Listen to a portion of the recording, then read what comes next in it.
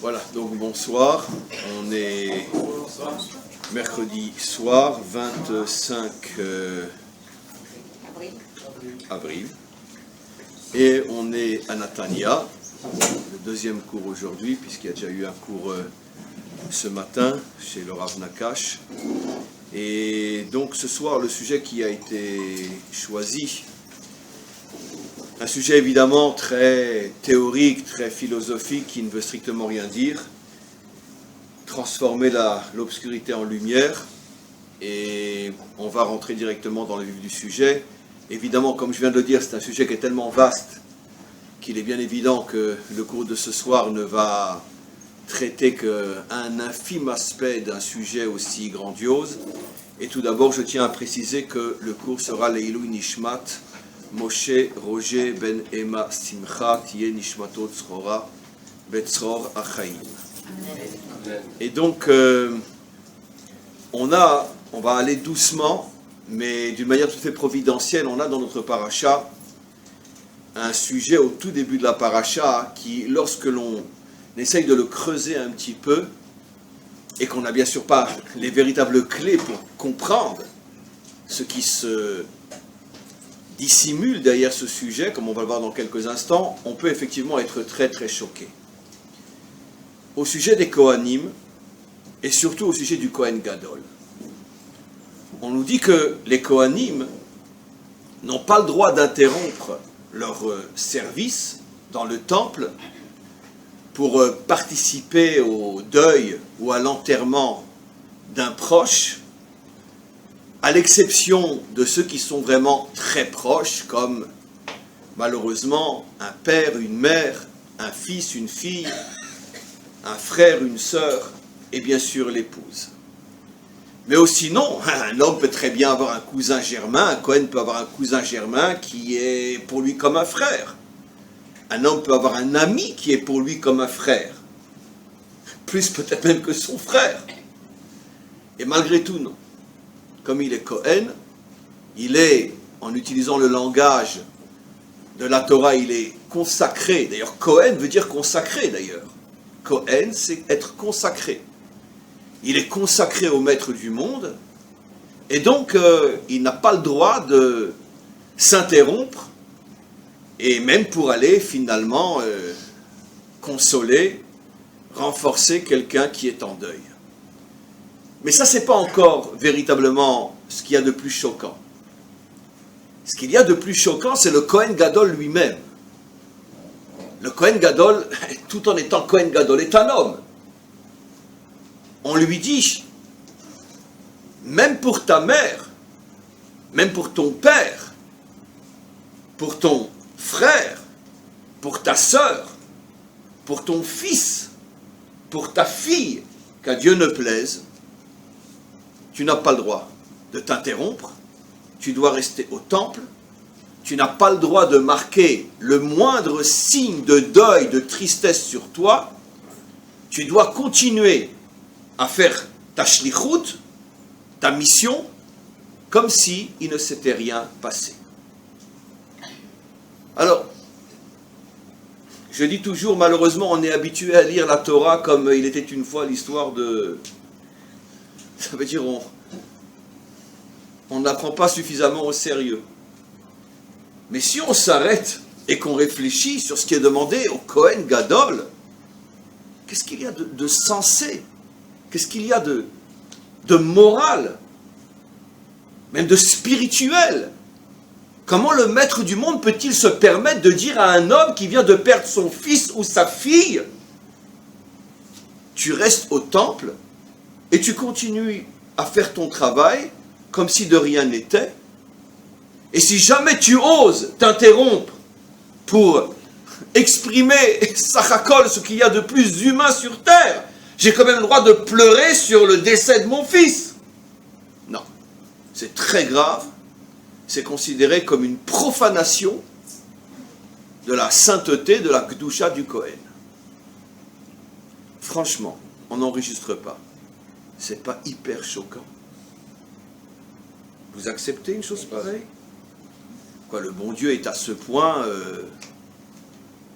on pourrait dire, jaloux, qu'il ne veut pas qu'on manifeste la moindre sensibilité pour un autre que lui. C'est évident que ça ne peut pas être ça l'explication. C'est évident que non. Parce que tout celui qui a étudié et qui connaît la Torah en profondeur sait que peut-être l'une des dimensions les plus caractéristiques de la Torah, c'est justement qu'elle est profondément humaine, elle est énochite. La Torah n'est pas une religion qui fait passer Dieu avant tout. Bien au contraire. Et on le voit dans quantité d'autres commandements, quantité d'autres mitzvot. En tout cas, ce qui est sûr, c'est ce qui coule dans nos veines, nous en tant que juifs. S'il y a bien une spiritualité qui veut faire de nous des hommes, des humains, comme il est dit, Zot ha-Torah ha-Adam, la Torah est là pour construire l'homme. Et donc comment tu me demandes de tout d'un coup de devenir inhumain, de faire semblant que je ne ressens pas ce qui s'est passé? Je vous signale que de toute façon, c'est ce qu'on a vu au sujet, il n'y a pas si longtemps que ça, dans Parshat Shmini, le 8e jour, le jour de l'inauguration du Mishkan, devant ses yeux, Aaron perd ses 2 enfants, et il continue comme si de rien n'était. Parce qu'effectivement, il était déjà sous le couvert de cette obligation qu'a le Kohen Gadol de ne manifester aucune tristesse apparente, de continuer à te coller à ton travail comme si de rien n'était. Donc, c'est effectivement, apparemment, si on n'a pas les clés pour comprendre, ça paraît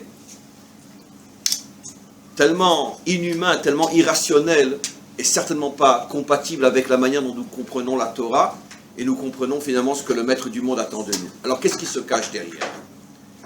La Torah donne une raison, que je vais simplement vous expliquer dans un premier temps d'une manière très très très globale, et au fur et à mesure du cours, on va rentrer plus en profondeur.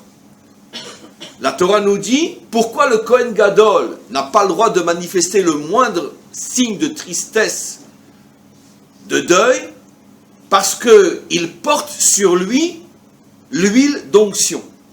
C'est la raison pour laquelle le Kohen simple, lui, a le droit malgré tout pour la famille proche de participer au deuil et même de rentrer au cimetière et d'aller à l'enterrement, parce que le Kohen simple n'est pas oint. Mais comme le Kohen Gadol porte sur lui l'huile d'onction, alors il ne peut pas.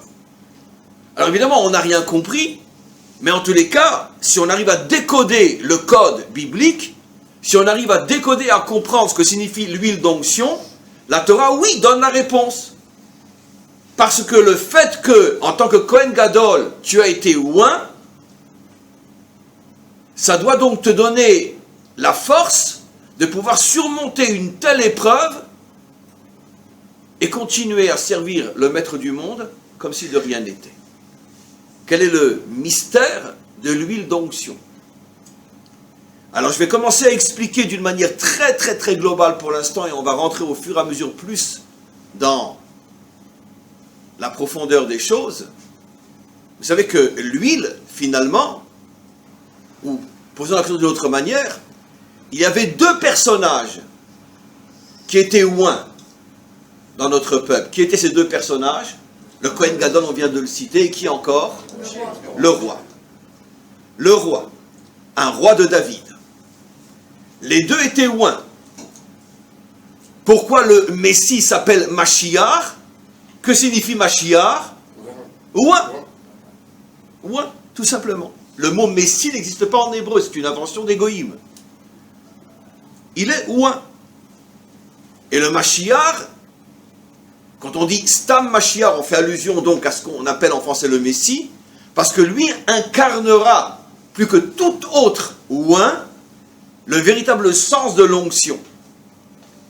Essayons de comprendre, et au fur et à mesure vous allez comprendre vous aussi, essayons de comprendre pourquoi le Kohen Gadol et le roi étaient oints.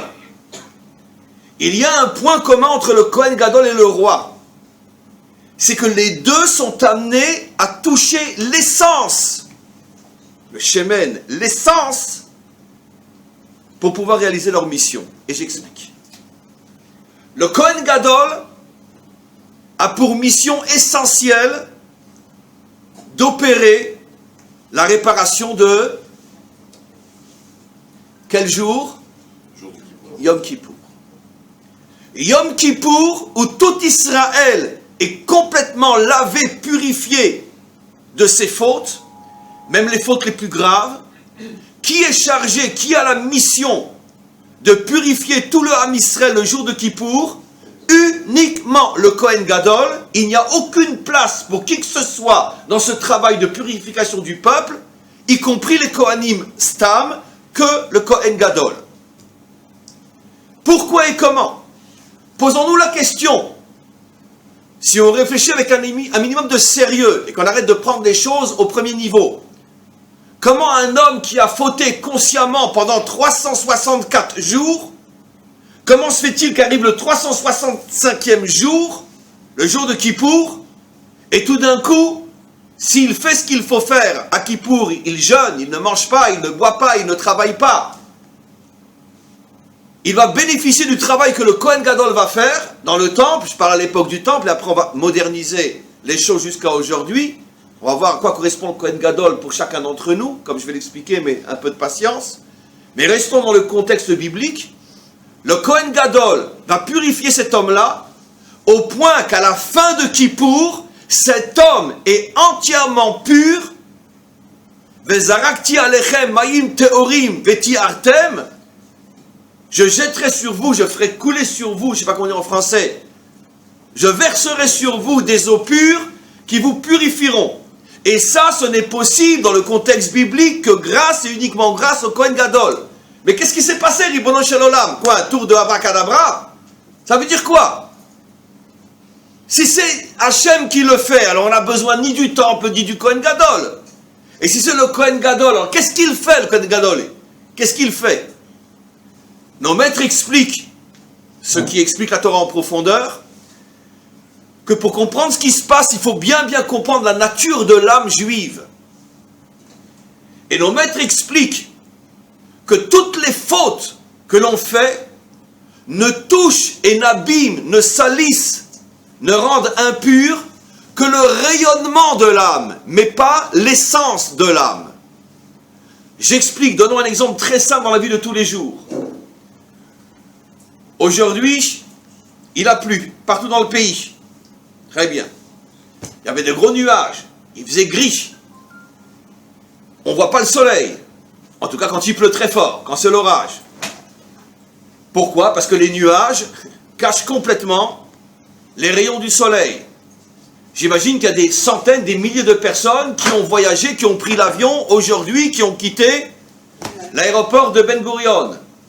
En quelques secondes, l'avion traverse les nuages et il se retrouve face à un ciel bleu, un soleil éblouissant, qui est exactement le même soleil qu'en plein mois d'août au-dessus du Negev ou au-dessus du Sinaï, et dit de manière beaucoup plus générale, le même soleil qui se trouve au même moment au-dessus de la Sibérie au mois de janvier, et le même soleil qui se trouve au-dessus de l'Afrique au mois d'août, ou même au mois de janvier. Et pourtant, quand tu es au mois de janvier en Sibérie, tu as l'impression que tu es dans un congélateur. Et le soleil, tu peux ne pas le voir pendant des mois. En Afrique, tu le vois tous les jours.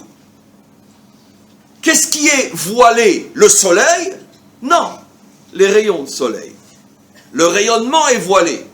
Mais les nuages, eux, l'hiver, ne peut en aucun cas affaiblir le soleil lui-même. Le soleil reste partout, à n'importe quel moment de l'année et à n'importe quel endroit, avec toute sa puissance, parce que le soleil est l'essence de la lumière.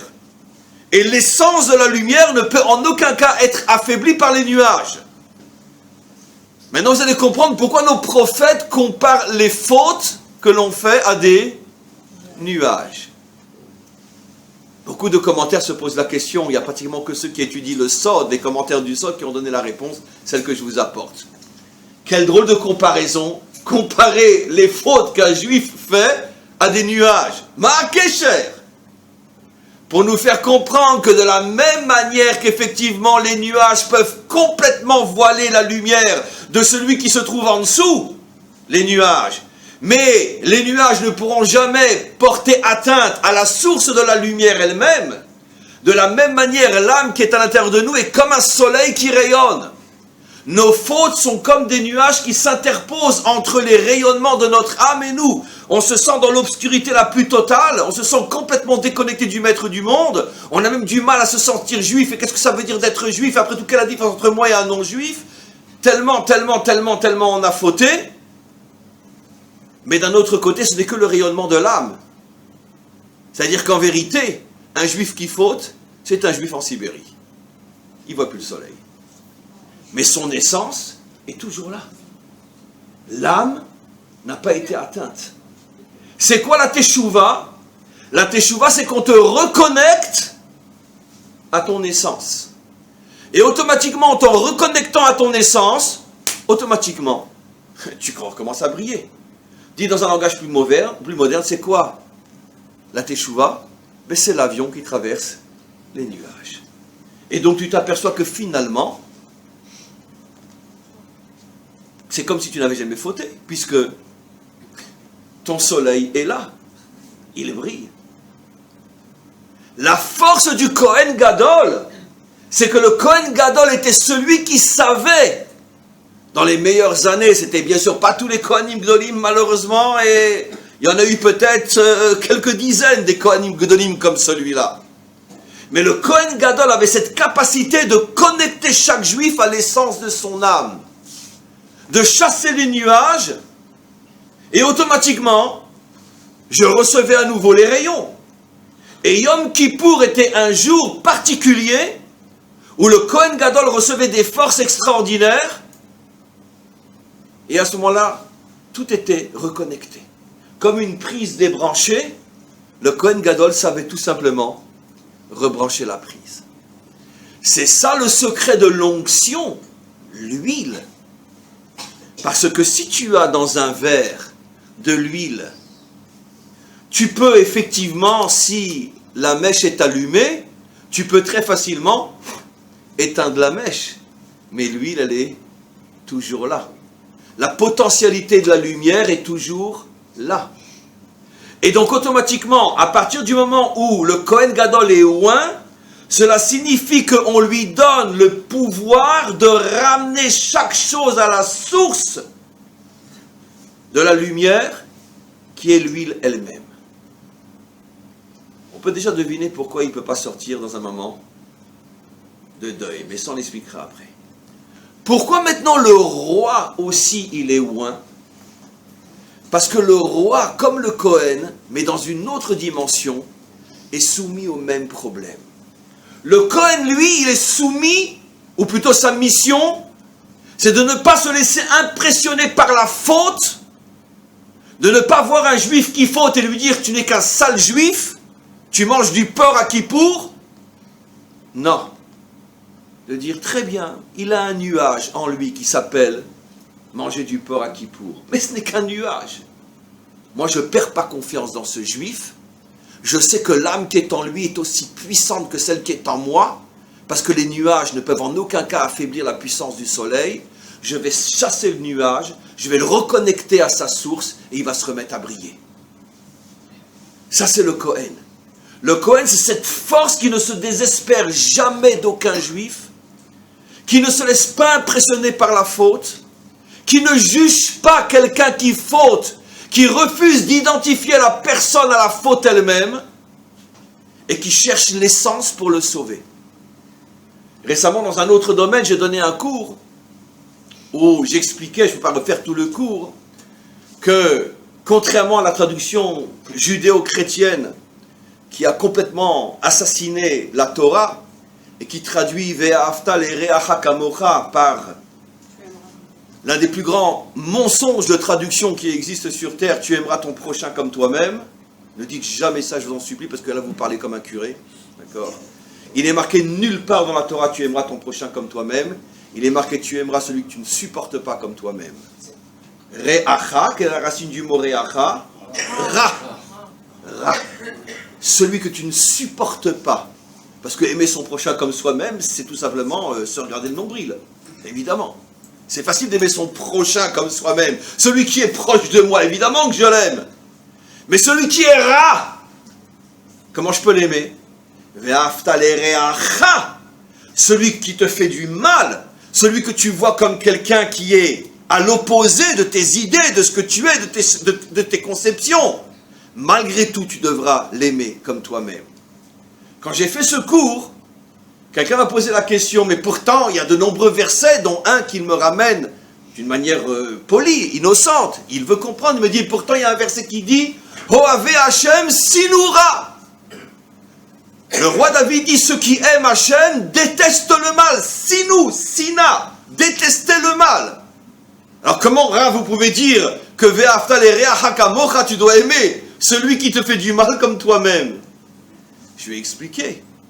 Il n'est pas dit dans le verset Ohave Hashem sinu reshaim, sinu ra. Tu dois détester le mal qui est en lui, mais pas lui. Tu dois être capable de faire la part des choses. Lui, je l'aime. Le mal qui est en lui, je le déteste. Comment c'est possible? Parce que je sais qu'en vérité, le mal qu'il fait, ce n'est pas vraiment lui, ce n'est pas l'essence de son être. C'est un sale nuage gris qui voile l'âme qui est en lui. Alors au lieu de le jeter à la poubelle, je vais chasser le nuage pour que son âme réapparaisse. Ohave Hashem sinura et non sinur reshaim. Il y a une autre histoire extraordinaire que je rapporte souvent dans mes cours. Finalement, je n'ai pas encore parlé du roi, mais on va y arriver tout de suite. Une histoire folle. Aussi une loi qu'on a lue il n'y a pas tellement longtemps dans les parachutes précédentes. Vous savez, pour aller très très vite, dans le contexte biblique bien sûr, que si un homme voit tout d'un coup un juif, son âne qui est chargé, qui croule sous sa charge, et il a besoin d'aide, on a l'obligation, minatora, de s'arrêter et de l'aider à décharger ou à aider son âne, etc. Aujourd'hui, il n'y a plus de juifs qui ont des ânes chargés, mais le problème se pose, vous savez, très très sérieusement, vous êtes sur la route et vous voyez quelqu'un en panne sur le bord de la route. Normalement, c'est une mitzvah minatora de s'arrêter, de l'aider, c'est minatora. Pourquoi personne ne le fait, et moi en particulier, jamais? Il y a un éther aujourd'hui. Bon, si c'est une femme, c'est un peu plus délicat, mais non, je ne parle pas du problème de ne pas s'arrêter. Parce que, malheureusement, on sait que c'est très dangereux. On va savoir qui c'est, qui se cache derrière, et si je m'arrête, etc., etc.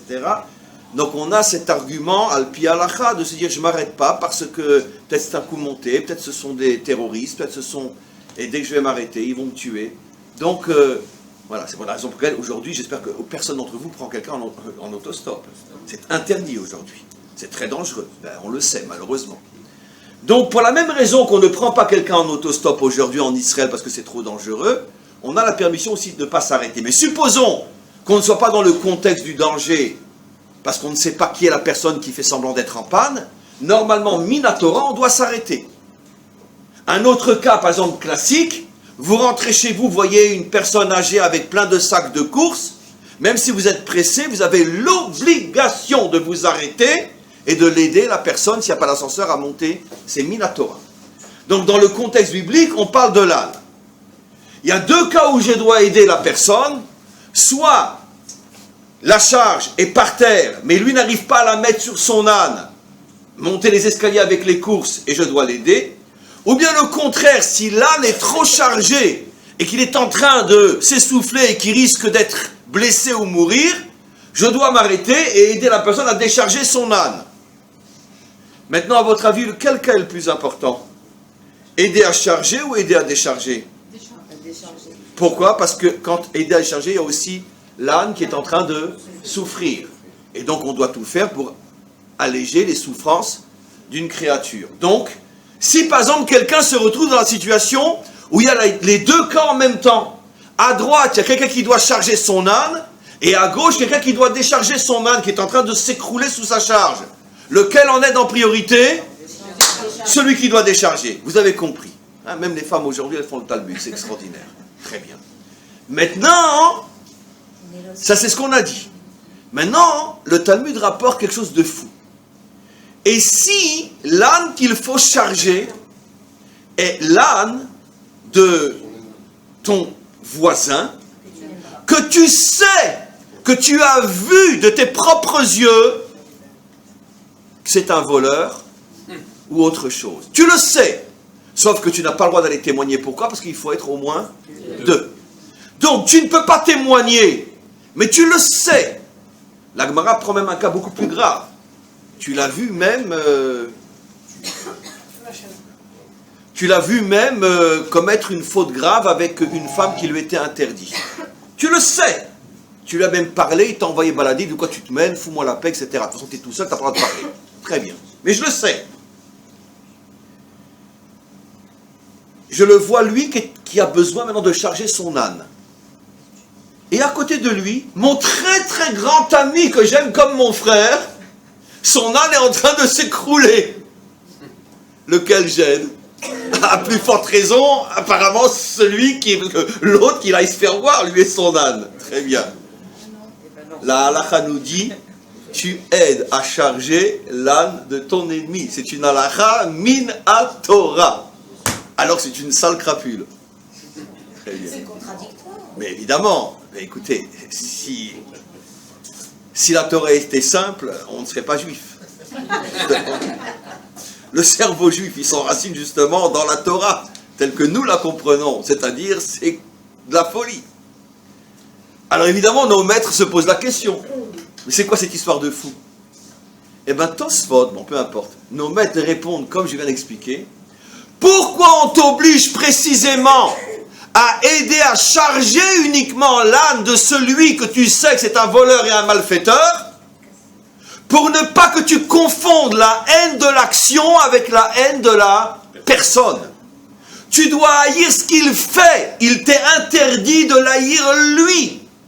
Et comme malheureusement, dans 200% des cas, quand je vois quelqu'un qui faute, je le haïs lui et pas seulement sa faute, pour bien que tu comprennes que tu n'as jamais le droit d'associer un homme à la faute qu'il fait, la faute c'est une chose et l'homme c'est une autre chose, on t'oblige à faire quelque chose d'absolument stupide et ridicule pour qu'effectivement, comme vous, madame, vous vous posez la question, mais quel est le sens? Le sens, c'est la réponse.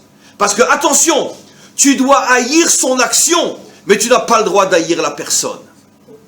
Parce que remonte à l'essence, et si tu remontes à l'essence, tu t'apercevras que peut-être une histoire que je rapporte très souvent, et après, je continue. Nos maîtres rapportent l'histoire d'un homme qui, à la fin de l'histoire, s'appelle Rabbi Dourdia. Rabbi Dourdia, excusez-moi la description, nos maîtres nous disent, c'était un Dourdia au début, un homme immensément riche, dont la passion c'était de découvrir une nouvelle prostituée. Et il sillonnait le monde entier pour trouver les plus belles, qu'il payait à prix d'or. C'était sa passion, c'est son hobby. À chaque fois qu'il entendait que quelque part il y en avait une nouvelle, il prenait le bateau, il prenait l'avion, il allait, il payait et il revenait en Israël. Un fou furieux. Très bien. Il a passé des années à se comporter comme un chien. Très bien. Okay. Un jour, peu importe comment, alors qu'il était avec une nouvelle, il a eu tout d'un coup une prise de conscience. Mais à quoi j'ai passé ma vie? Ça l'a secoué. Il s'est arrêté en plein milieu. Il revient en Israël. Il va dans le Negev, en plein mois d'août, il s'assoit dans le sable, il met sa tête comme ça sur ses genoux, et il se met à pleurer, à pleurer, à pleurer, à pleurer, à pleurer, jusqu'à ce qu'il en meure. Son âme sort. Dans la Teshuvah. Au même moment, Rabbi Yehuda Hanassi, Rabbeinu HaKadosh, le seul maître de tout le Talmud qu'on appelle Rabbeinu HaKadosh. Excusez-moi la traduction chrétienne, notre maître le saint. Rabbeinu HaKadosh, à ce moment-là, est en train de donner un cours à 500 km de là, mais comme c'est un homme qui a le roi à Kodesh, au moment où l'âme de ce bandit repenti monte, il voit son âme monter. Et il voit que les anges viennent à la rencontre de son âme et la dirigent vers l'endroit qui est celui où lui, Rabbeinu HaKadosh, se retrouvera dans le Olam Haba, au même endroit, l'un à côté de l'autre. Et à ce moment-là, il se met à pleurer et il dit, Yesh kone olamo besha achat, veyesh kone olamo bekama shanim. Moi, pour atteindre ce niveau, il m'a fallu des années de travail. Et quel travail! Un homme qui était immensément riche, à part qu'il était immensément spirituel. Et le jour de sa mort, il lève son petit doigt et il dit, quelques secondes avant de mourir, on ne s'amuse pas avec le maître du monde, vous êtes d'accord? Il dit, devant ses élèves, maître du monde, je témoigne devant toi que durant toute ma vie, même si j'étais aussi riche que César, comme nos maîtres nous disent, il était aussi riche que César, je n'ai jamais profité de ce que j'avais, même pas avec mon petit doigt. J'ai tout consacré au développement de ta Torah, comme on le sait. Il a construit des yeshivot et des mosdot. Tout son argent est passé dans la diffusion de la Torah. Qu'est-ce que j'ai trimé toute ma vie? Et lui, qui a passé son temps avec des prostituées, il est au même niveau que moi. Tous les matins, je dois me lever et dire bonjour, comment ça va? Et en plus, les anges l'appellent Rabbi Dourdia. Si j'avais su, j'aurais fait la même chose. Hein. Qu'est-ce qui s'est passé? Tous les commentaires posent la question, mais qu'est-ce qui s'est passé? Nos maîtres nous disent, parce que dans sa teshuva, qui était tellement sincère au point qu'il en a pleuré jusqu'à en mourir, il s'est reconnecté à l'essence de son âme, et l'essence, comme elle est toujours 100% intacte, finalement, il s'est reconnecté à cette partie de l'être qui est une partie du divin, comme il est dit, la neshama c'est chelek elokam ima'al, une partie, excusez-moi la traduction française, on n'a pas le choix, une partie de Dieu, et donc il s'est reconnecté à l'infini, et à ce moment-là, il s'est purifié d'une purification telle qu'il a pu en quelques minutes atteindre le niveau de toute une vie de travail de Rabbeinu Akadosh. Donc vous comprenez maintenant aussi, entre parenthèses, l'incroyable issour du Lachon Hara. Vous comprenez un petit peu mieux maintenant. T'as vu ce qu'il a fait, t'as vu comment qu'il est, etc. Vous comprenez pourquoi? C'est aussi incroyable que si quelqu'un arrive en ce moment en Russie et il dit c'est sûr, hein, au-dessus de la Russie, il n'y a pas le soleil. C'est une stupidité totale. Tout le monde va rire. Il n'y a pas de soleil au-dessus de la Russie. Non, il y a des nuages qui t'empêchent de voir le soleil. Mais le même soleil qui est au même moment en Afrique, il est au-dessus de Moscou aussi. Dis pas qu'il n'y a pas de soleil. Et donc quand tu fais du Lachon Hara et tu dis, t'as vu ce juif, comment qu'il est, etc. C'est comme si tu étais en train de dire, au-dessus de Moscou, il n'y a pas de soleil. Donc tu es un pur imbécile.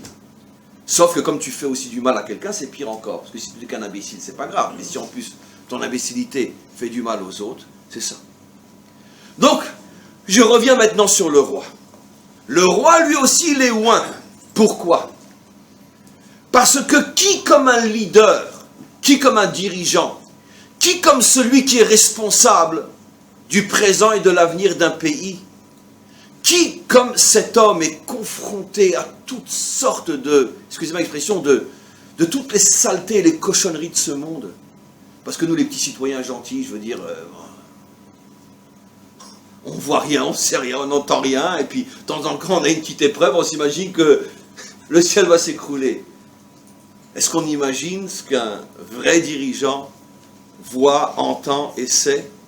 Ne parlons pas si c'est un dirigeant du peuple juif qui a le monde entier contre lui. Ah oui. Je ne porte pas, encore une fois, d'avis, mais vous voyez ce que je vais dire. D'accord?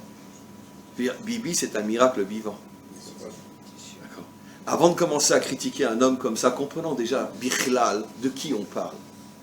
Vous savez ce que ça veut dire, à notre époque, être à la tête de l'État d'Israël? Est-ce qu'on peut imaginer le milliardième de ce qu'il sait que nous ne serons jamais, et il ne s'est pas encore suicidé? Et en plus, il a une grande partie de son peuple contre lui, et il tient la route. Mais d'où on peut avoir une force pareille? Et avec tout le respect qu'on lui doit, il n'arrive même pas à l'ombre de la chaussure ou du talon du roi David. Nos maîtres nous disent que jamais il y a eu un homme sur terre qui a été autant critiqué, autant haï, autant poursuivi par sa propre famille, par ses propres enfants. Un de ses fils a voulu le tuer. Même ses femmes l'ont abandonné, comme Michal ou d'autres, qui l'ont critiqué, qui ont même fait savoir qu'elle regrettait de s'être mariée avec lui. Tous les jours avant de s'endormir, il devait lever son oreiller pour voir s'il n'y a pas une bombe qui était dissimulée. Nos maîtres nous disent que jamais un homme n'a été autant haï, critiqué, poursuivi par ses propres enfants, par son propre peuple, dans une génération autant que le roi David. Et qui est l'homme qui, plus que tout autre homme, n'a été que louange, que remerciement, que dvékout avec le maître du monde? David. Il est oint. Ça veut dire quoi, il est oint? Ça veut dire que pour être un vrai dirigeant, le maître du monde sait que tu vas devoir traverser de telles crasses, de tels complots, de telles saletés, de telles trahisons. Parce que nous, on devine un petit peu ce qui se passe dans le monde. Mais si on savait ce que eux savent, je pense que la moitié d'entre nous aurait une syncope. Je suis très sérieux, mes amis. On n'est pas préparé à savoir ce que eux savent. De la méchanceté, de la saleté, de ce qui se passe vraiment dans le monde, des complots. On ne peut même pas imaginer. Un jour, un grand maître, je ne sais plus lequel, c'est un élève du Baal Shem Tov, je ne me rappelle plus le nom, disait à quoi ressemble le monde. Et encore, il parlait il y a 300 ans. Alors, s'il avait parlé aujourd'hui, il disait c'est une grande poubelle à l'intérieur de laquelle les choses pourrissent, sont en putréfaction depuis des siècles et des millénaires. Mais le couvercle est très très très fort fermé. Mais si on ouvrait le couvercle, les odeurs qui sortiraient seraient telles que tout le monde mourrait. C'est-à-dire que si on savait vraiment ce qui se passe dans ce monde, au niveau de l'argent, au niveau du pouvoir, au niveau des mœurs, mais si on savait vraiment ce qui se passe, nous on est protégés. Mieux vaut qu'on ne sache pas tout à fait tout ce qui se passe. Mais les dirigeants, eux, ils le savent. Parce que ne serait-ce qu'avec les services secrets, ils savent tout. Et donc, il y a un problème. Comment tu peux avoir la force d'être un dirigeant et pas péter un câble? Pas vomir sur le monde, te décourager et finir comme un alcoolique pour oublier tout ce que tu sais, tout ce que tu as vu. Il faut que tu sois oint.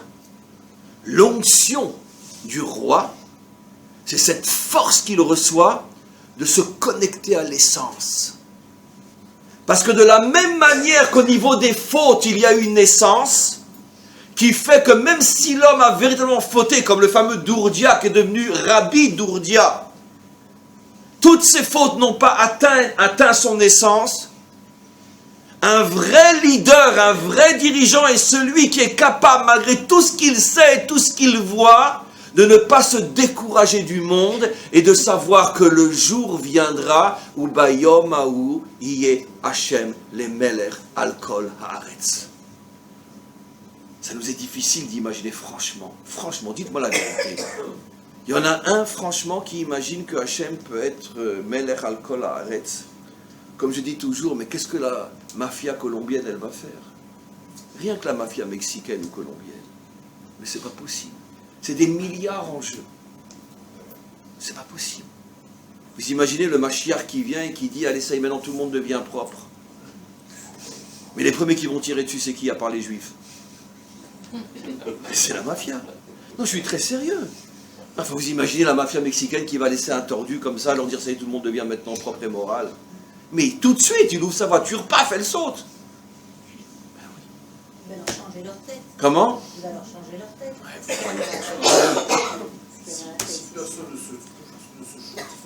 Ça, expliquez-moi comment il va faire. Soyez gentils, soyez mignons, faites plaisir au bon Dieu. Vous savez ce que c'est un chef de la mafia colombienne?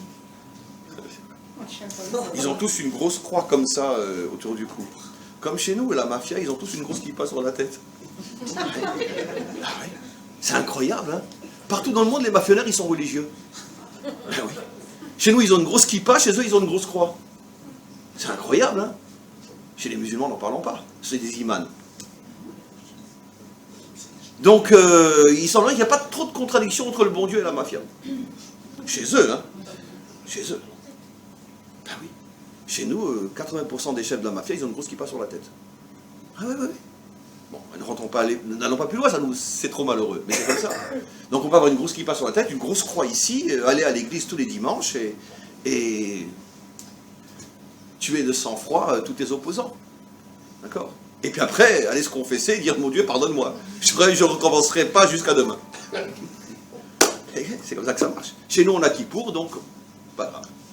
Donc, Bekitsour, quoi qu'il en soit, redevenons sérieux. Il faut une force inimaginable pour être impliqué dans ce monde et pas se décourager de ce monde. Vous savez, dans un autre domaine, la révolte du ghetto de Varsovie, je vais vous étonner, maintenant je passe vraiment du coq par l'âne, du coq au lion, le ghetto de Varsovie. Vous savez quand ils ont décidé de déclencher la révolte du ghetto de Varsovie?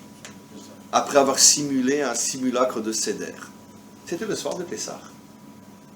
Ils ont simulé un simulacre de Seder, car il n'y avait ni matzah, ni vin, ni rien.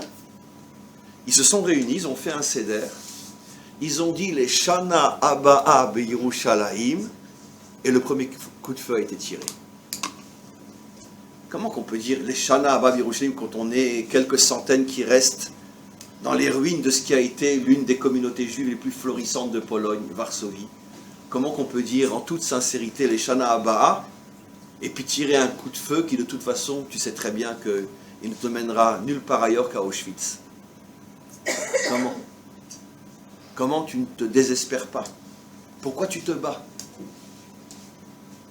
Parce que ces gens-là ont touché l'essence, leur propre essence, comme on le verra encore dans ce cours. Il y a des moments où l'homme, finalement, la seule chose qui lui reste pour s'en sortir, et c'est ce qui finalement va être son plus grand cadeau, c'est que dans la mesure où toutes les lumières se sont éteintes, il ne reste plus qu'une seule chose si tu veux t'en sortir, retrouve ton essence. Et quand tu retrouves ton essence, tu as une force, un optimisme, une foi inimaginable. Pendant des millénaires, le peuple juif a dit les Shana B'Yerushalayim. Et aujourd'hui, on dit Hashana B'Yerushalayim. Nous sommes à Jérusalem.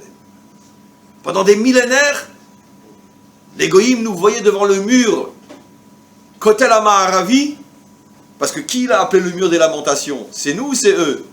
C'est eux. Nous n'avons pas le droit de dire nous le mur des lamentations. C'est pour nous insulter, nous humilier qu'ils ont appelé ce mur le mur des lamentations. Pour nous, il a toujours été jusqu'à aujourd'hui Kotel HaMa'aravi, le mur de l'Ouest.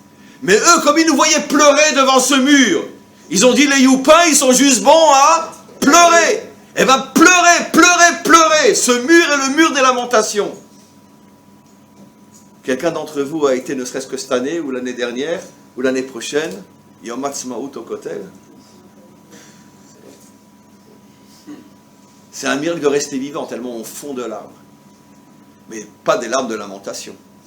Des larmes de joie, des larmes, tu vois, tout un peuple revenu, et qui danse, et qui chante, et qui manifeste son amour, sa reconnaissance sans fin, pour tout ce que le Maître du monde nous a fait de nous ramener sur notre terre.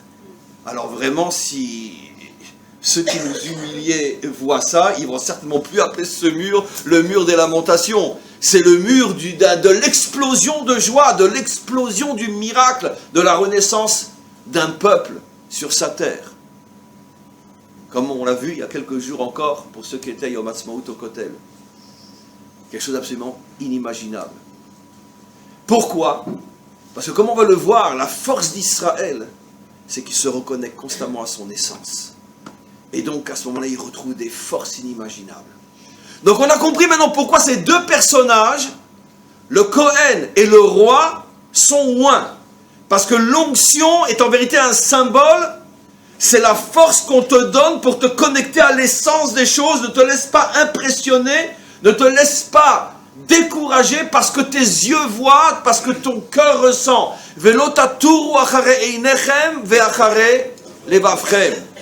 Tes yeux et ton cœur te mentent.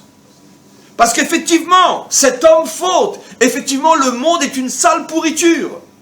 Mais ça, c'est uniquement l'extériorité de cet homme ou l'extériorité du monde.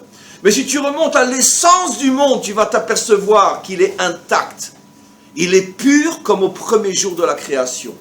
Et l'homme et le monde. Donc ne te décourage pas. Et ces deux personnages étaient ceux qui, dans notre peuple, avaient la force de toujours ramener à l'essence. Maintenant, écoutez-moi bien.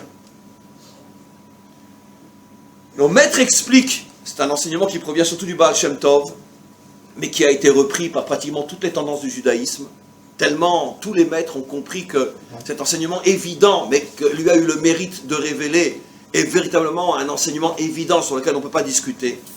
Le Baal Shem Tov a révélé qu'en vérité, tous les personnages de la Torah sont en vérité des représentants de toutes les forces qui se trouvent dans chacun d'entre nous.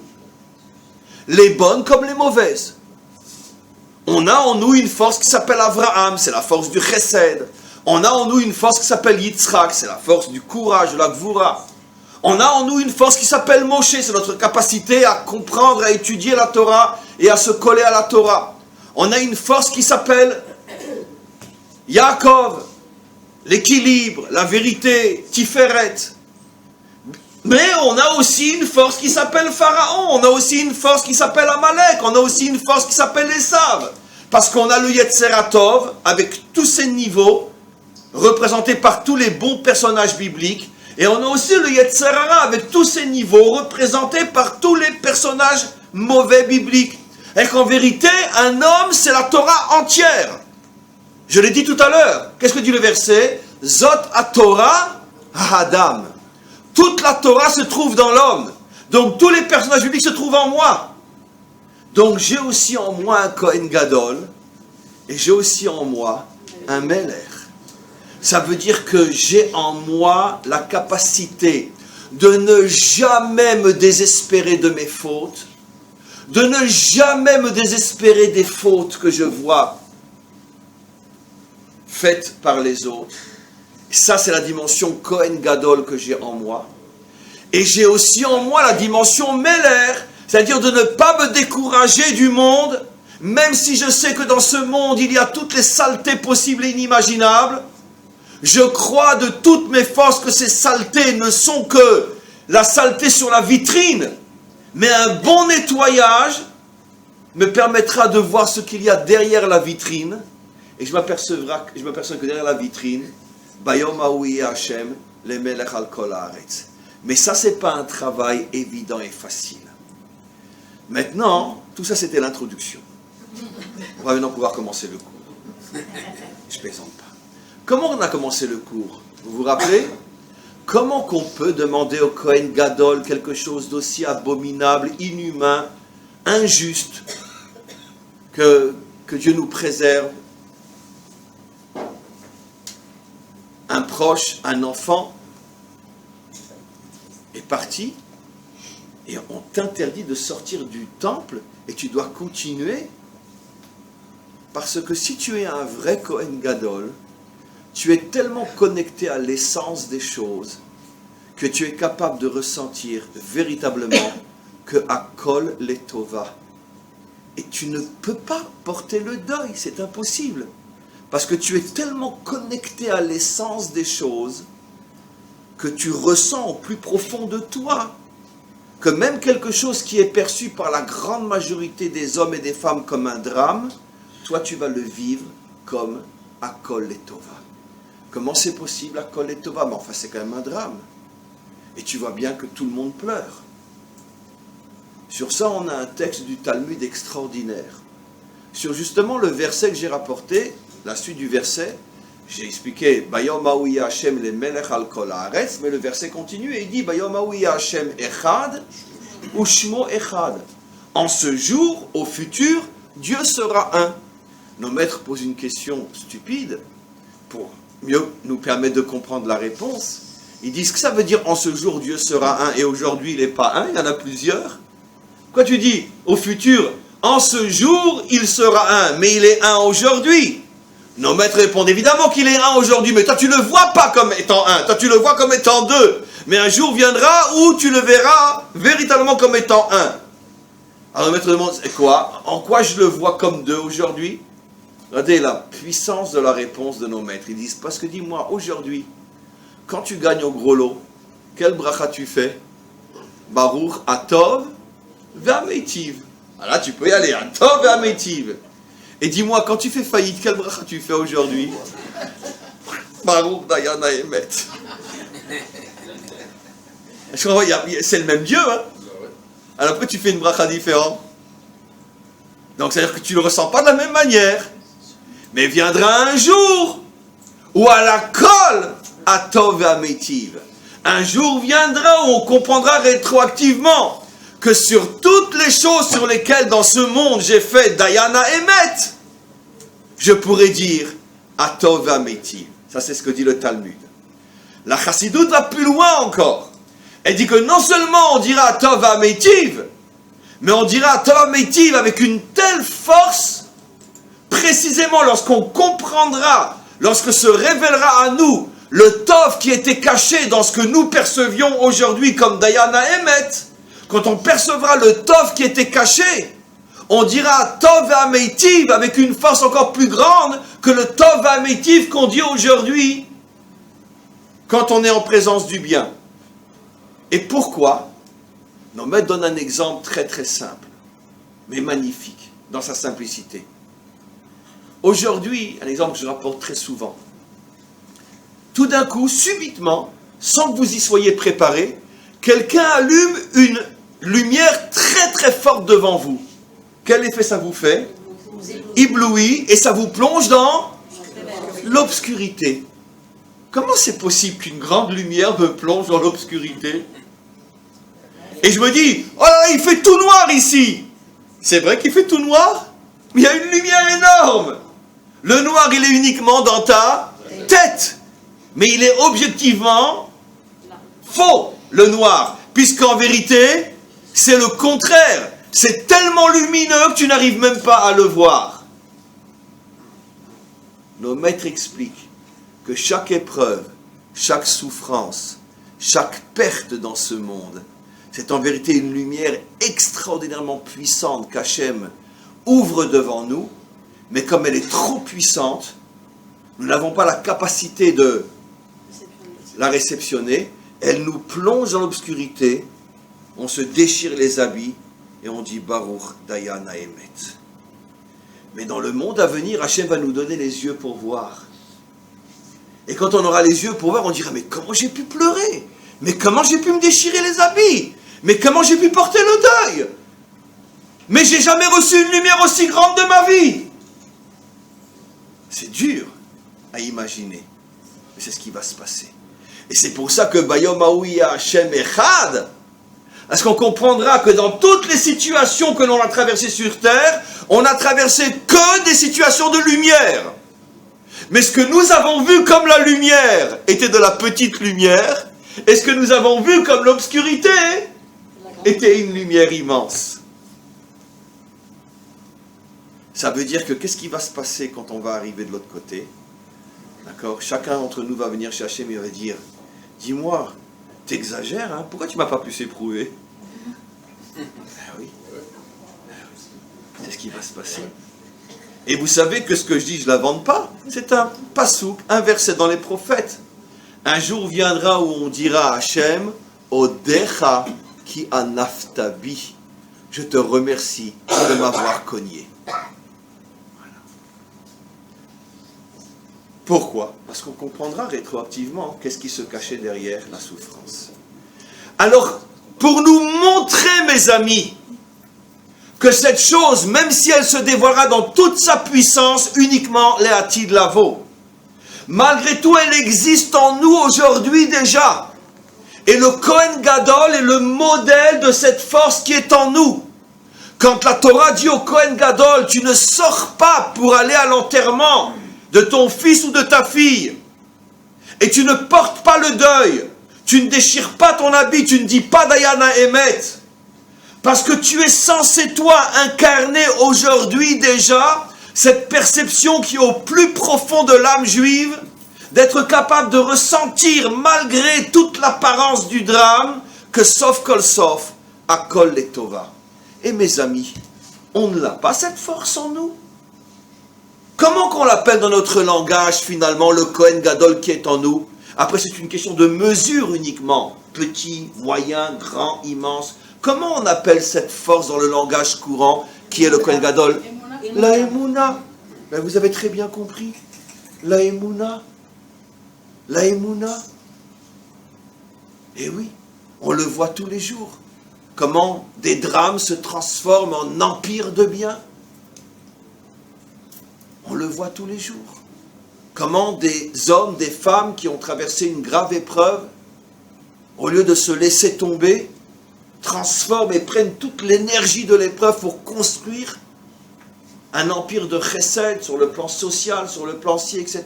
En Israël, on en voit tous les jours. Combien qu'on en voit? Des parents qui ont perdu un enfant à la guerre, ou à l'armée, ou peu importe, ou un enfant malade, ou des parents, ou un frère et une sœur. Allez, on prend toute l'énergie du drame, et on va construire un empire de bien. Et bien c'est ça le Kohen Gadol qui est à l'intérieur de nous.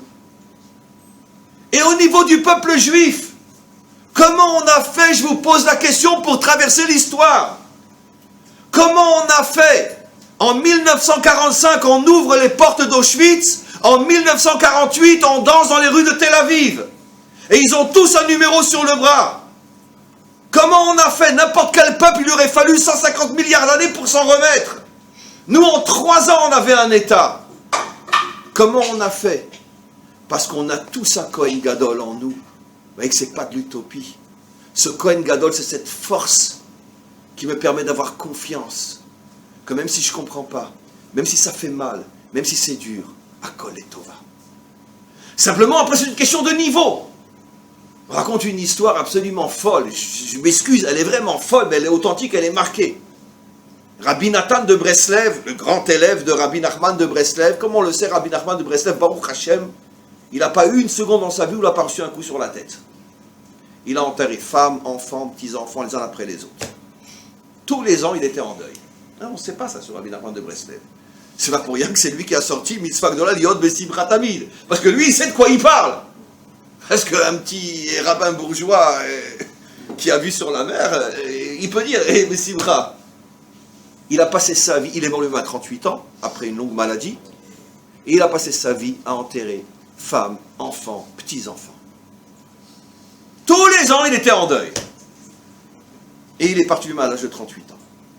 Après une maladie. Donc on comprend ce que signifie Mitzvah Gdola Liot Besimchat Tamid. Quand lui le dit, je le prends en sérieux. Rabbi Nathan rapporte qu'à l'occasion d'un deuil parmi des milliers qu'il a traversé dans sa vie, il était assis par terre. Écoutez, cette histoire, elle est folle. Rabbi Nathan rentre, s'approche du maître qui est assis par terre, et puis Rabbi Nathan fait attention que personne ne voit, il lui fait un signe, et il lui sourit. Rabbi Nachman sourit à Rabbi Nathan. Et il lui dit, c'est Rabbi Nathan qui écrit ça dans Yemem Oranat, dans le recueil de souvenirs que Rabbi Nathan a écrit sur tout ce qu'il a vécu avec son maître. Donc tout le monde peut l'acheter et le lire. Rabbi Nachman lui dit, sache, quand je te vois, j'ai envie de me lever, et de danser, et de chanter, comme à Simchat Torah. Seulement je ne peux pas, parce que le Shulchan Aruch me l'interdit. Et il était assis sur le deuil d'un de ses fils. Il dit à Rabbi Nathan, j'ai envie de me lever, te prendre, danser et chanter comme à Simchat Torah, mais je ne peux pas, le Shulchan Aruch m'interdit. Ça veut dire, à quel niveau il vivait? Parce que chez lui, le Pidgam, Hakol et Tova, c'était pas de la religion, c'était tout son être qui le vivait. Il savait que le maître du monde, aussi horrible que ça soit de le dire, et c'est sûr que c'est horrible de le dire, mais il ressentait de toutes ses tripes que chaque deuil était un cadeau éternel. Et que c'était le tikkun d'âme, et on ne peut pas savoir ce qui se passe. Est-ce que nous, on est dans les secrets du maître du monde? Est-ce qu'on peut comprendre ce qui se passe? Mais lui le ressentait, parce qu'il voyait les choses vues côté mystère, et pas seulement vues côté homme. Et donc, Kaniré qu'il a senti à ce deuil-là qu'il y avait un secret dans le tikkun de l'âme de son enfant, un tikkun tellement inimaginable qui allait permettre à cet enfant d'atteindre un niveau tellement incroyable qu'il n'en pouvait plus du cadeau qu'Hachem lui avait fait. Il avait envie de le montrer à tout le monde. Mais il ne peut pas. Pourquoi? Parce que le Shulchan Aruch lui interdit. Alors il reste assis comme un endeuillé. Incroyable cette histoire, c'est plus une histoire de fou. Alors lui, c'est pas seulement la Emouna, c'est que lui, vraiment, le Kohen Gadol était véritablement vivant en lui. C'est absolument incroyable. Maintenant, encore une fois, il est 10 heures. Est-ce que j'ai encore 5 ou 10 minutes? 5-10 minutes, c'est bon encore? Parce que je voudrais juste conclure avec un autre passage qui va concrétiser tout ce qu'on a expliqué. J'ai fini encore 10 minutes, donnez-moi et c'est fini. Donc on comprend encore une fois, si on 100% de ceux qui se sont éloignés de la Torah, c'est parce qu'un jour, il y a un cap qui a pété à cause de toutes les souffrances que notre peuple subissait. C'est très rare un juif qui va renier la Torah, stam, parce qu'il a envie de s'amuser. C'est très rare. Tout a commencé dans les générations où il y avait des pogroms, où il y avait ci, où il y avait ça, et les juifs n'en pouvaient plus, ils avaient... Et bon, c'est généralement ça. Qu'est-ce qu'il va faire le Mashiach? Le Mashiach va être capable d'enseigner et de révéler aux 70 peuples, à l'humanité tout entière, toute la lumière incroyable qui se cachait derrière toutes ces souffrances. Et quand l'humanité va comprendre qu'en vérité, nos yeux nous ont trompés, notre cœur nous a trompés, et qu'on n'était pas préparé à recevoir cette lumière tellement elle était grande, et que lui sera capable de la dévoiler, parce que lui va révéler l'essence, l'huile, l'essence des choses. Mes amis, tout ce cours, il est contenu dans un verset de notre paracha. Mais vous ne pourriez pas le deviner. À la fin de notre paracha, il y a un verset extraordinaire. On reparle de la Ménorah, et on dit la chose suivante. Écoutez-moi bien. Vayikru elecha shemen zait katit la maor le alot ner tamid. Vous avez compris? Je traduis. Ils t'amèneront, le peuple juif amèneront à Moshe, shemen, de l'huile, qui provient de zaït zach, d'une olive, d'olive pure, katit, qui ont été broyés, pressés, mais katit c'est plus que pressé, le mot n'est pas par hasard dans la Torah, katit c'est broyé, lamaor, on va traduire simplement, pour donner de la lumière, la halot, pour faire monter, ner tamid, une lumière éternelle. Nos maîtres posent 3 questions sur ce verset, que seul, bien sûr, l'œil attentif et surtout l'oreille hébraïque, qui connaît bien la langue, tout de suite va remarquer 3 anomalies dans ce verset. Première anomalie, la plus simple. Combien de bougies on allumait sur la Ménorah? 7. Donc le verset aurait dû dire la halot, ner ou nerot. Le verset aurait dû dire la halot, nerot. On n'allumait pas un ner, on allumait 7 ners. Anomalie terrible dans le verset. Et deuxième anomalie, tamid. Pourquoi? Les lumières brillaient tout le temps. Tous les jours, il fallait les rallumer. Donc pourquoi ner echad et pourquoi tamid? Les 2 anomalies que vous pouvez tous et toutes comprendre. La troisième, elle est un peu plus subtile, mais je l'ai préparée maintenant pendant 1 heure. En hébreu, on n'aurait pas dû dire shemen zait katit la maor. On aurait dû dire le'ahir. Maor, c'est la source de lumière. Le'ahir, c'est éclairer. Or, il s'agit ici de quoi? D'allumer des bougies. Donc, elles ne sont pas maor, elles sont le'ahir. Donnons un exemple. Comment, le 4e jour, la Torah appelle les 2 astres, la lune et le soleil? Meorot. La source de lumière s'appelle Maor, mais la lumière s'appelle Leahir. Comme il est dit, Vea Maor Akatan, Leahir Halaaretz. L'astre, le petit, va éclairer pendant la nuit la terre, Leahir. Or là, il ne s'agit pas de Maor, il s'agit de Leahir. Donc, on a 3 anomalies dans ce verset. Nos maîtres répondent. De ce verset, on comprend qu'effectivement les bougies s'éteignaient. Mais il y en avait une qui ne s'éteignait jamais. Le ner à Ma'aravi. J'explique. On rentrait dans le temple par le Mizrach, l'est. Et on se dirigeait à l'intérieur du temple vers l'ouest. La Ménorah était posée comme ça avec ses 7 branches de l'est à l'ouest. Et la lumière qui était la plus à l'ouest, donc la plus proche du Saint des Saints, celle-là, il y avait un miracle, elle ne s'éteignait jamais. 6 s'éteignaient, une ne s'éteignait jamais, et le Kohen rallumait les 6 qui s'éteignaient à partir de celle qu'on appelle le Ner HaMa'aravi, qui ne s'éteignait jamais. J'ouvre une parenthèse extraordinaire, sortez les mouchoirs. Nos maîtres disent il y a plus de 2000 ans qu'il y a 2 choses qui sont au Maharav qui ne s'éteigneront jamais. Le Ner HaMa'aravi et le Kotel HaMa'aravi. Nos maîtres nous disent il y a plus de 2000 ans que de la même manière que dans le temple, le Ner HaMa'aravi ne s'éteignait jamais. C'est un siman qu'il y a un mur du temple qui ne disparaîtra jamais. Nos maîtres le disent il y a plus de 2000 ans. Comment ils pouvaient imaginer une chose pareille, qui ne sera jamais détruit? Et c'est pas faute d'avoir essayé. Même les Jordaniens ont essayé. Ils ont amené des bulldozers qui se retournaient. Et ils en avaient tellement marre que quand ils ont vu qu'ils n'arrivent pas, ils ont transformé le mur des lamentations en pissotière. Pour nous humilier. Tous ont essayé de détruire ce mur. Les plus grandes puissances étaient là. Les Romains, les Grecs, les Byzantins, les Croisés, les Ottomans, les Turcs, les Anglais, les Jordaniens. Tous ont essayé. Ce mur n'a jamais pu être détruit. Nos maîtres disent pourquoi? Siman hu le Israël ki ashrina shora beinehem. Le Ner HaMa'aravi et le Kotel HaMa'aravi sont un siman que la Shrina, la présence divine, n'abandonne pas le peuple juif. Personne ne peut nous enlever le Kotel HaMa'aravi, comme le Ner HaMa'aravi. Alors maintenant, vous comprenez, réponse à toutes les questions. Pourquoi c'est marqué qu'on allume une lumière?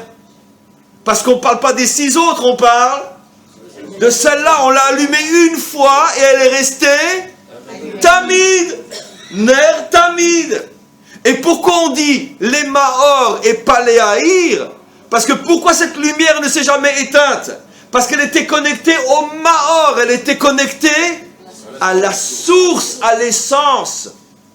Et nos maîtres donnent une explication extraordinaire. Cette lumière en vérité est à l'intérieur de chacun d'entre nous. Même quand on a une épreuve et que toutes nos lumières s'éteignent, il en restera toujours une en toi à partir de laquelle tu pourras tout rallumer. 45, on sort d'Auschwitz. 48, on célèbre la naissance de l'État d'Israël. Il y a une bougie qui ne s'éteindra jamais. Parfois, disent nos maîtres, le Kohen rentrait, il trouvait 2 bougies éteintes. Des fois, il trouvait 3 bougies éteintes. Des fois, il trouvait 6 bougies éteintes, mais jamais 7. Les commentaires disent, il y aura des moments dans l'histoire où les souffrances s'attaqueront à une petite partie d'Israël. Il y aura des fois des moments où les souffrances s'attaqueront une plus grande partie d'Israël. Il y aura des fois, comme pendant la Shoah, où toutes les bougies d'Israël vont s'éteindre. Sauf une, celle qui est au Maharav. Celle-là, elle ne s'éteindra pas. Et c'est ceux qui sont sortis avec leur numéro, qui était cette bougie qu'on n'a pas pu détruire. Ceux-là nous ont ramenés sur notre terre. Mes amis ici à Natania, n'oubliez jamais, vous avez devant vos yeux cette bougie éternelle, l'Agnado, construit par le rabbi de Tzanz, qui a perdu une femme et 11 enfants à Auschwitz, qui lui-même a vécu à Auschwitz. Vous connaissez toute cette histoire extraordinaire sur le rabbi de Tzanz. Extraordinaire, qu'un jour un nazi le poursuit. Il était comme tous les détenus, il n'avait pas la tête d'un rabbin, et encore moins d'un tzaddik. Mais quand il est que le nazi avait senti qu'il était différent des autres, il le fait tomber à terre. Il lui met sa botte sur le cou. Et il lui dit, dis-moi maintenant, c'est qui le peuple élu? Il n'y a que le rabbi de Tzanz qui peut répondre comme ça. Il lui dit, le peuple élu, c'est celui qui est sous la botte. Il a une chance de s'en sortir. Le nazi était tellement stupéfait d'une réponse pareille, qui était tellement vraie, et que quand il est que même lui, il l'a compris, il a dit, bon, allez, dégage. Quand il est sorti, il a dit, moi maintenant, je vais m'occuper de sauver les enfants de mon peuple. Il construit l'Agnado. C'est ça le Ner HaMa'aravi. Quand tu laisses derrière toi une femme et 11 enfants, bah, T'as envie de chialer quand même, non? Non, il n'y a pas le temps pour chialer, les gars. Il faut sauver maintenant mon peuple. Il construit l'Aniado. C'est ça le Ner HaMa'aravi. Cette force, elle est en chacun d'entre nous. Comprenez? Maintenant, j'ai terminé. Pourquoi Ma'aravi spécifiquement? Parce que le mot Erev nous fait penser à la nuit. Vayi Erev, Vayi Boker. La lumière éternelle est précisément celle qui brille dans notre nuit. C'est là-bas que tu vas la trouver, cette lumière éternelle. Les plus grands hommes se sont toujours révélés dans les moments de plus grande obscurité. Parce que quand tout va bien, on est minuscule. Mais quand ça va mal, c'est là qu'on voit les grands jaillir. Pourquoi? Parce que la grandeur ne se révèle que quand on se connecte à son essence.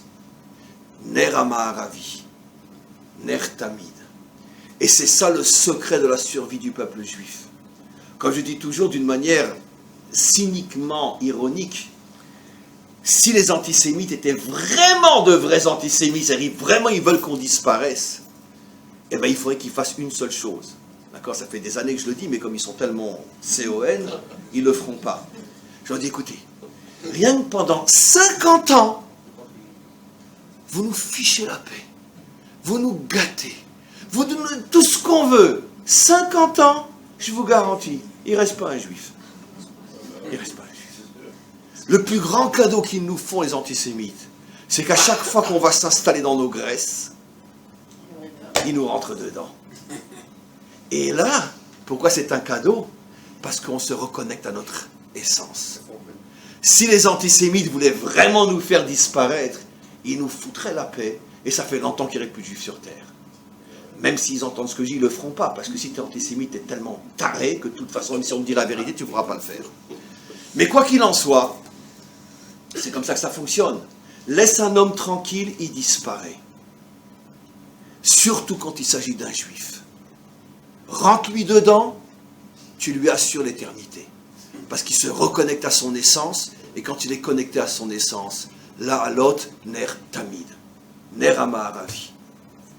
Et donc, Be'ezrat Hashem, je termine en disant que on puisse tous prendre ses forces avec nous, savoir que surtout dans notre génération, une génération qui plus que toute autre est une génération qui s'approche à la vitesse d'un TGV, Torah grande vitesse, vers la délivrance finale.